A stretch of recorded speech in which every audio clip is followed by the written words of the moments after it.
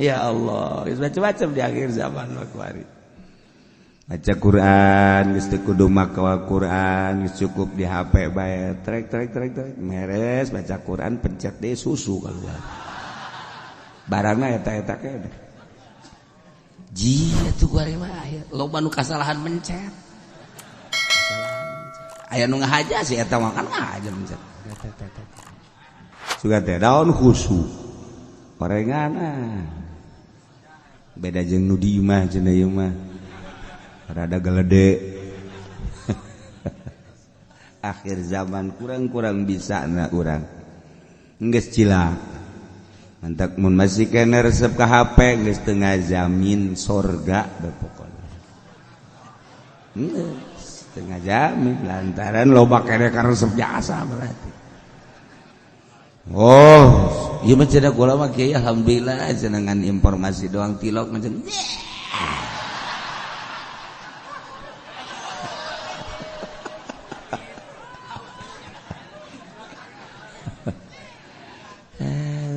pagar gembela diri cek jara malaikat teneulekeun Masya Allah masih kene nonton resep nonton TV bawa HP geus teu ngajamin lantaran nafsuna terus we nafsuna.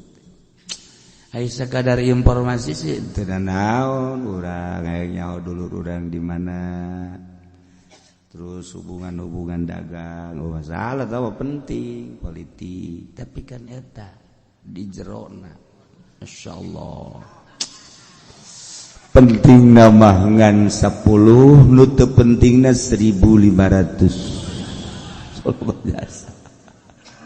Ya, tergantung urang lah, lamun urang nggak bisa, itu mangga, ulang ngabohongi diri, Ayo bisa bawa salah. Nah, jadi 80 wari keputusan, gitu pikir, ia adalah penambahan ti Sayyidina Umar. Lantaran cek Sayyidina Umar, teu bisa ditakzim. Zaman Kangjeng masih 40 jaladan Nabi sallallahu alaihi wasallam arba'in Sina Abu Bakar masih 40 wa jalada Abu Bakar arba'in tapi ketika Sina Umar wa Umarus samani 80 masyaallah Sidra Umar lain lalagaan jawara teh lain lalagaan jawaraan lain. Sebab Sayyidina Umar maka pancek Kangjeng Nabi seserihan Kangjeng senyum. Naon tuan senyum? Setan sieun ka maneh. Eta teh kira-kira. Cenah Tuhan mah lamun maneh jalan dieu kebenaran aya setan ngilim. Sayyidina Umar ge senyum bae. Tuhan sok usieun setan. Atuh kapan si eta mah ditutur-tutur. Udah ke mana ya? Dijaga di dia. Dijaga. Mana di purantengan? Hayo. Anak incu milu kabeh di pundak. Sayyidina Umar datang ke sorban tinggalin di tangkal kurma setan tuan ini. Begitu dekat dia, wow, perabat kan itu. Ditanya aku babaturan setan, ya sorban Sayyidina Umar cekan. Sorban lah dipakai kasihan ku setan. Ya Allah, eta lain lalagaan jelema. Lain lalagaan atupannya mah lamun keur ngobrolkeun Yahudi, ngobrolkeun kafir, bahasa Sina Umar dina Bukhari. Dakni ya Rasulullah. Serahkeun ka kula ya Rasulullah. Pokona ku kula geus beheungna dipenggal kos kitu mah. Asal ngobrol Yahudi we dakni ya Rasul. Serahkeun ka Umar.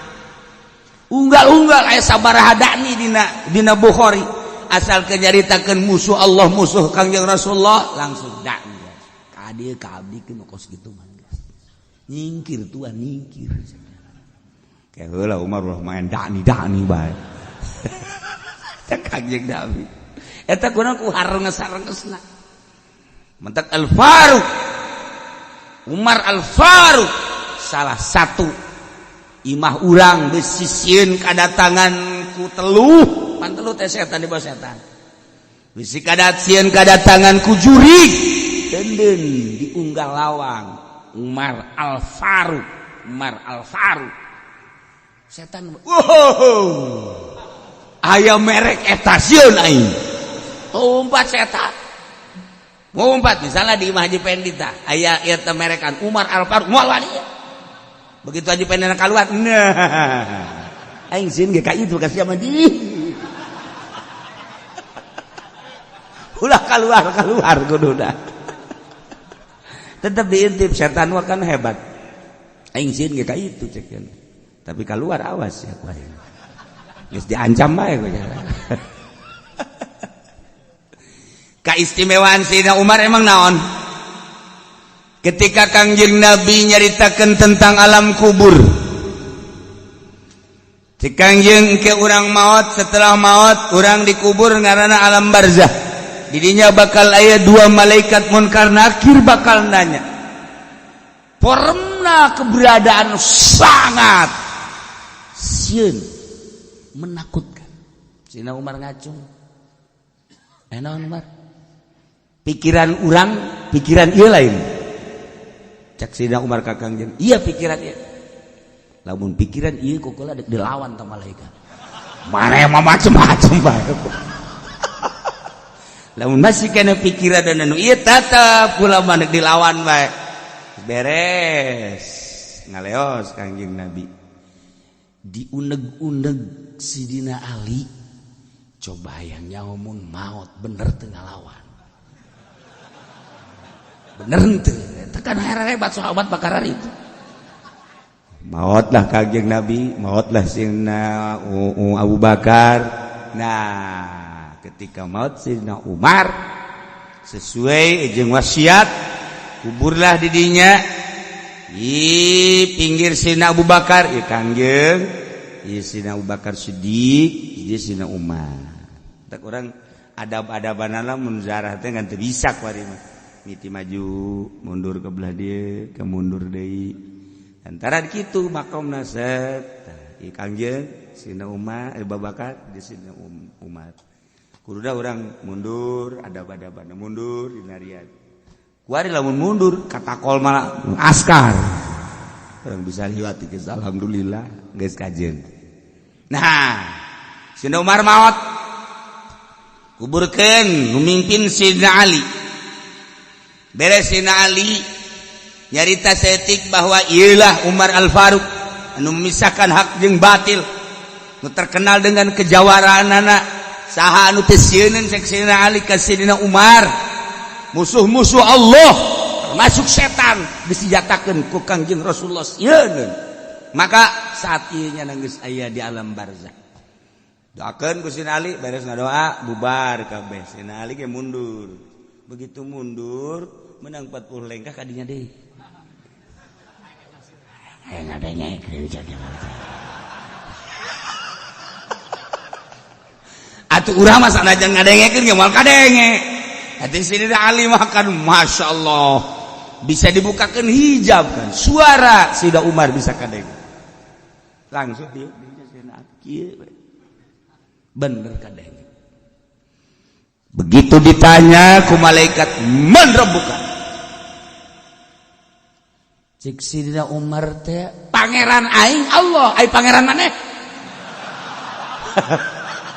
Sayyidina Ali di luhur seserian cek Sayyidina Ali bener ieu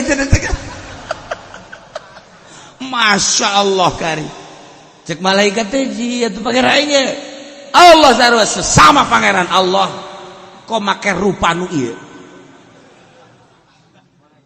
cicing bae tah malaikat diteruskan wa man nabiuka cek malaikat iya digigir tah nabi tah digigir aing ngarendeng ngingeana tah cak nu saurang deui emang ieu saha ieu Umar atuh kunaon ditanya atuh ya Umar mah moal ditanya cek ieu jawara tah mah atuh beuteung ngalaleos kae kada ulah ngaleos robah banget ulah make banget anu nyingseun anu mukminin. Kafir Yahudi Nasrani silakan make banget nu mana bae ge. Tapi mukminin ulah make banget euy. Awas ya mun make banget tu ieu deui awas wae. Malaikat lapor Gusti Allah. Gusti, kuara ieu mah jelema. Cak Gusti turunkeun banget sia rupana. Beres, Sayyidina Ali seserian. Kapangi kan baca seserian Ali, kunaon maneh? Mata daku. Kun make seserian. Aduh. Nyata cekna teh. Anu baheula waktu dihareupeun Kangjeng Rasul cek nya dek dilawan ku kula, ternyata kabeneran, bener. Ditanya sakumaha tadi tah? Tah. Kajawaraan Sidina Umar lain keur hirup bae, geus maot masih keneh nyana nulungan mukminin. Sejak etalah turun seetik wajah Munkar Nakir, tepati sieun jasa, tepati serem jasa, rada lah rada. Bahkan dititahkan ku Sidina Umar bagi jelema-jelema nu ditanya wali Allah, kekasih Allah, ulama-ulama sholihin, awas kudu make senyum seetik. Sidina Umar bahara jasa. Dah, banta ka ayeuna malaikat teh lamun nanya wali teu keras. Bab ingat ancaman Sidina awas ya kowe. Eta Sidina Umar ka malaikat-malaikat diancam. Teu kira-kira tah. Nah iyalah urang cinta ka Kangjeng Nabi, cinta ka Sidina Abu Bakar Siddiq, cinta ka Sidina Umar, cinta ka Sayyidina Utsman, cinta ka Sayyidina Ali lantaran eta khulafaur rasyidin nu opat lain sambarangan jelema. Dua anu jawara hiji Sayyidina Umar, dua Sayyidina Ali. Piawai Sayyidina Utsman ahli zuhud. Kemudian kitu Sayyidina Abu Bakar Siddiq hartawan anu mengorbankan hartana. Di samping piawai mun maca Quran ceurik hartana neuk sabaraha bae ge jang syiar agama Allah. Sebab nyana pedagang dikersakeun ku Gusti Allah naon bae nu geus aya di leungeun nyana laku bae. Urang mah pan ngemblok pedagang ya. Ngitung deui, ngitung deui.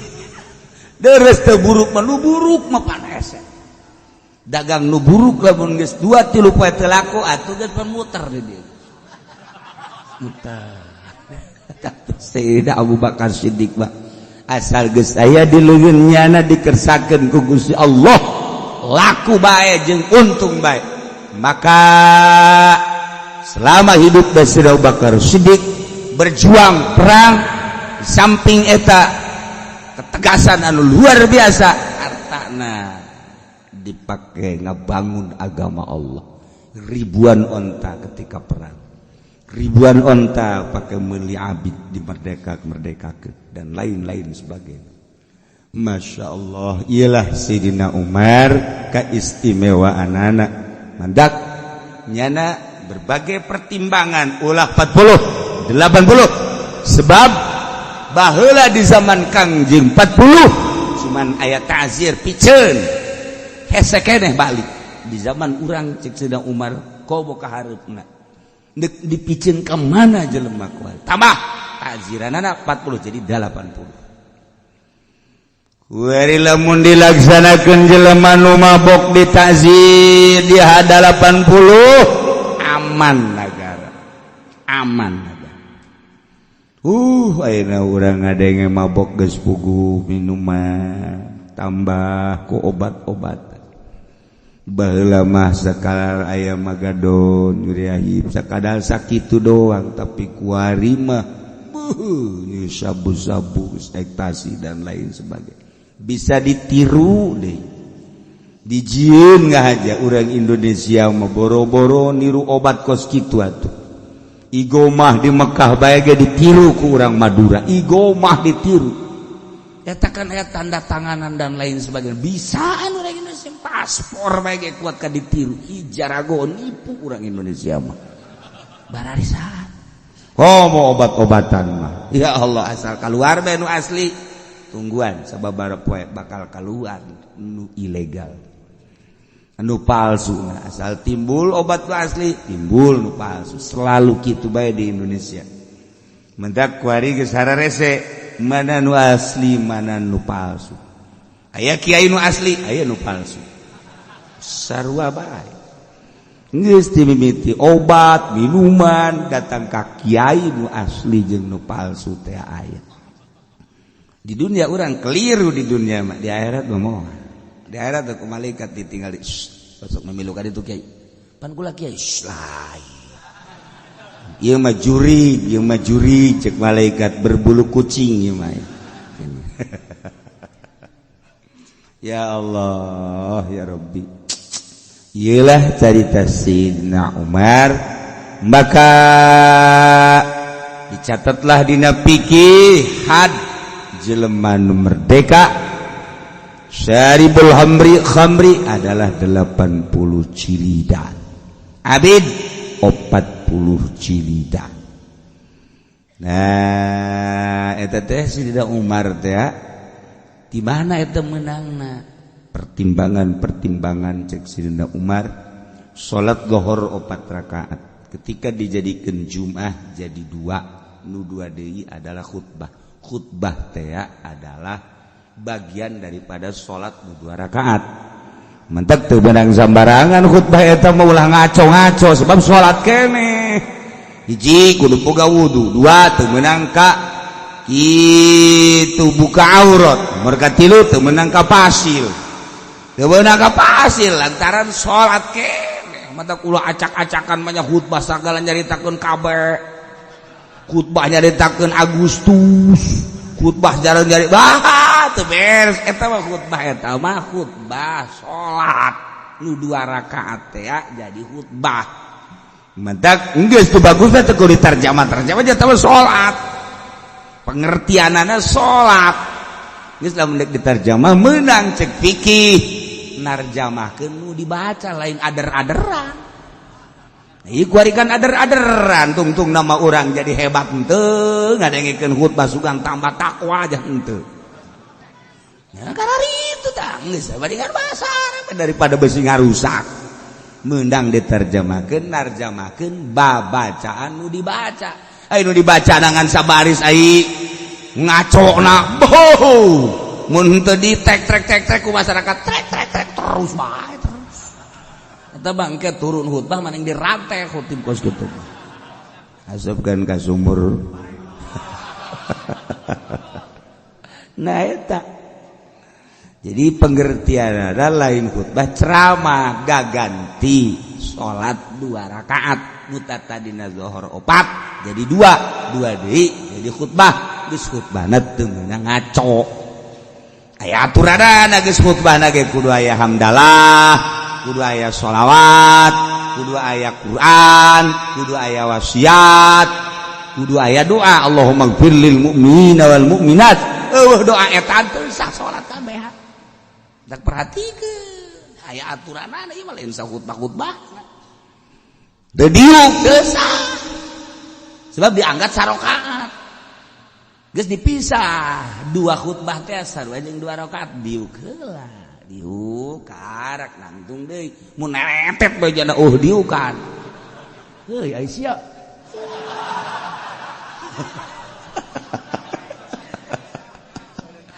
goblok sia aing ge garusak salat aing sia nah eta lah mah khatibna kudu nu paham ulah tarjamah acak-acak ieu mah salat ndek khutbah mah nya ndek ceramah ketas Jumat atau meme Jumat. Oh, ceramah sadakna nya da tekam budak ngebudak geus tah. Cenah nu ngadengikeun atuh karasa ku sia berarti sia teu dipake karasa. Ieu mah keur salat ieu mah ditah Allah. Tungtung nama pan kulantaran salat ieu kan anu ngadengikeunage teu meunang teu ngadengikeun. Idza sa'idal khatibu 'alal mimbar fala tatakallam. Wa may yatakallam fala faqad lagu wa man lagu fala jum'atalah deuk kumaha coba di mana khatib naik ke mimbar ulah ngomong awas urang lamun ngomong berarti lalagaan sia lain keur salat wa man lagu fala jum'atalah teu boga jumat sia teu sah Ye, atuh mah khotib barang lalagaan. Bila perlu main coklak di dieu.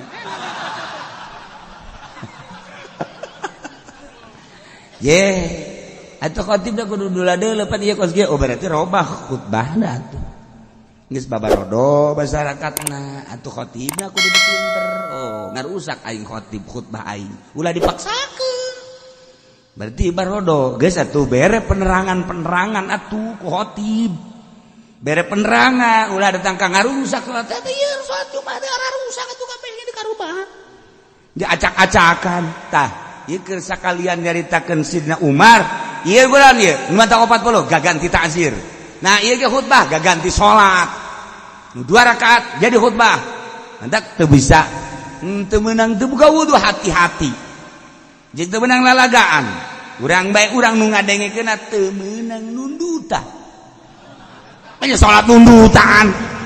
Ieu mah geus adzan Allahu akbar Allahu akbar Allahu akbar Allahu asyhadu an la ilaha illallah. Geus bare nangtungnya mah khusyuk jasa. Aju nu digigireun ngantep deui. Harupa imam geus mulai Allahu akbar bismillahirrahmanirrahim nya kakara kudang. Ya deuk nangtung isin. Deuk diuk bae pan ada salat. Kumaha aingnya sekira. Saya si hade. Ya urang bae urang heula mimitian sing rapih. Jangan masjid nu rapih sebab ieu mah Jumat salat ieu mah lain lalagaan. Bisi aya khotib anu ngaco urang henteu bisa negor khotib pindah. Salat Jumatna pindah ye urang di dunia moal kebel dibawa acak-acakan ku khotib bloon ieu. Teu nyahuan bawa eta salat acak-acakan segala caritakeun ngaler ngidul ngetan kul tarjamah kudu dibaca. Lain haju acak-acakan. Hai tarjamahkeun alhamdulillah hamdan katsiran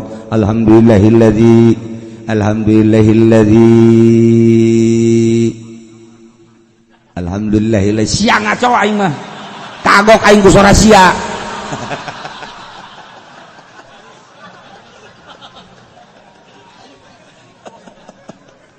Aduh masya Allah. Nah tarjamahkeun terus ayat terjemahkeun, wasiat terjemahkeun, aya diterjemahkeun mah beunana naon narjamahkeun usikum iya ya taqwallah kula wasiat ka kaula jeung kamareh kabeh takwa ka Allah sing hararade teu naon tah beres Jumat imamna main catur pan tadi usikum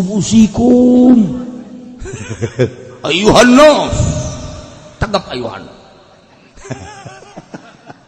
Hai manusia ditatak Pak turun khutbah main catur. Geus bandingan bakeun golok. Ai sia takwi usikum naon sia? Hah? Hayu jeung aing main caturna sia golok. Tah, eta khotib anu bener. Ulah main tujak tunjuk khotib asal khotib bae. Nyandakan wasiat malulu ayuhannas ittaqullah waf'alu khairal la'allakum fa'ala taqwa. Urang-urang kadinya teh ka khotib. Waalaikumsalam. Jangan nonton TV. Aing teh senang khotib kos kitu. Ya Allah ya Rabbi ikan sholat masalahna ai ceramah mah kipudoli acak-acakan los utawa lain sholat tamanya nama sapira bisnis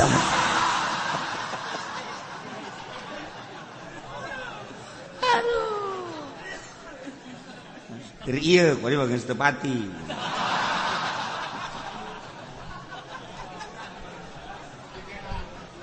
ya Allah ya Rabbi karim. Karena perubahan-perubahannya nama dere ya perubahan sia teh bencana.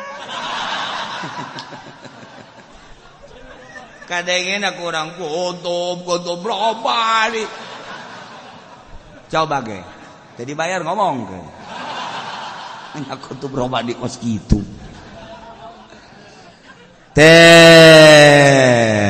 Ieu khutbah berarti gaganti soal sing hade. Geus hati-hati degekeun ku urang.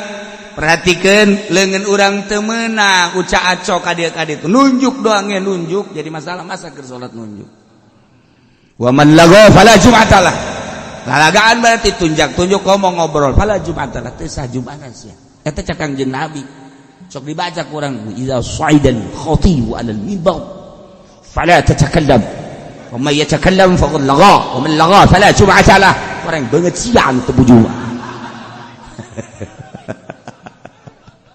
Ya Allah ya Rabbi eta hadis eta kan dibaca tu urang mah ji sugan teh naon cenah hartina makana tanyakeun atuh ji sugan teh eta mah hadis naon bae idza sa'idal khatib 'alal minbar di mana naik seseorang khatib kana membiun mimbar fala tatakallam ente ulah ngajablog wa may yatakallam sahaja lamun ngomong faqad lagha berarti heureuy lalagaan wa man lagha fala jum'atalah cak Kangjeng Nabi geus lalagaan berarti teu sah Jumat tah abeh tenget urang besi salat di lembur urang terjemahanana ngaco urang negor teu bisa indah salametkeun awak urang di akhirat aing waduh kos kiamat ieu pan salat ieu mah lain ceramah ieu mah lain madak kula pernah di Garut pajubah terus di Bandung salat Jumat milu begitu salat Jumat waduh ngaco ieu mah khutbah acak-acakan kieu langsung zuhur nah zuhuran salat salametkeun salat waduh bahaya pernah deui di Bandung dapat di Bandung ka dieu set poe Jumat jeung guru malah di Bandung jeung guru di Cililin dekat dia dekat Banten mampir ka dieu poe Jumat hayang poe Jumat nyanan pas situ harita pada larang langsung salat Jumat di Cililin ada beurang salat Jumat pada larang sarua Jumatna kos gitu Noel zuhur acak-acakan khutbahna salametkeun diri urang tapi ulah yen fitnah tegor heula ieu teh kapan khutbah ieu mah gaganti salat teu meunang ngaco lamun nyana ngaco bae terus bae pindah urang mah nya terus bae meunang nuturkeun ngaco di atuh lagi salat ieu mah salat nantak sing hade salamat kan engke tanya pan mah haji deukeut ka masjid ieu sih kok masjid ka ditu jumahna teu meunang gara pindah-pindah kumaha aing bae geus bongan sia ge kumaha sia tu aing kumaha aing lain mah haji mah pan eta teu kapisah masjid imah kajeun aing mah geus ngaji kos kieu ge sia moal so amat aing kadang-kadang sok tungtung mah gelut dari dinya ayo salamet ke si gade urang kan moal kebel di dunia ajung ke di akhirat urang aduh lamun ka neraka ku gara-gara urang salat Jumat teu ditarima deui kumaha coba ye salat Jumat cek malaikat teh rusak padahal mah teh nyaho pan sia ngaji bae teu didengekeun saekeun sulusia ku aing sia cek malaikat neraka sia deui kumaha coba urang emang Sayyidina Umar bisa ngalawan ke malaikat potongan urang mah pan gepeng bisa tah mantap ke Sayyidina Umar urang minta tulung ka Sayyidina Umar tulungan ye aing jatuh wau ka sia sia tilok hadiah tilok naon tilok aing endeu kumaha coba je tah badak salametkeun rapihan ibadah urang rapihan supaya mantep ka Allah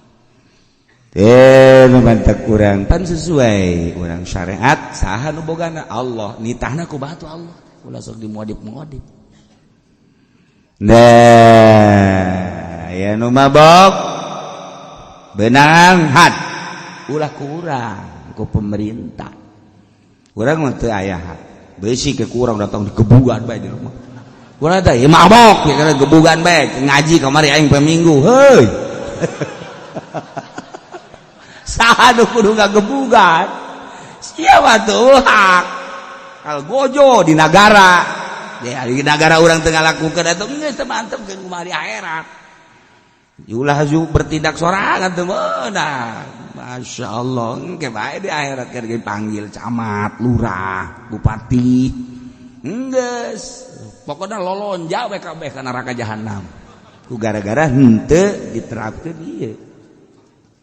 Tah, kos kitu ieu keur carita syariat. Minimal urang nyaho kesalahan-kesalahan. Abeh urang ulah ngalaksanakeun kesalahan. Sebab ternyata sanksi mabok nu sakitu beratna. Cirian kitabna lantaran ieu ngaji mingguan kitab terakhir. Nu kolot menyaho datang nyaho teu Syawal. Wallahu a'lam.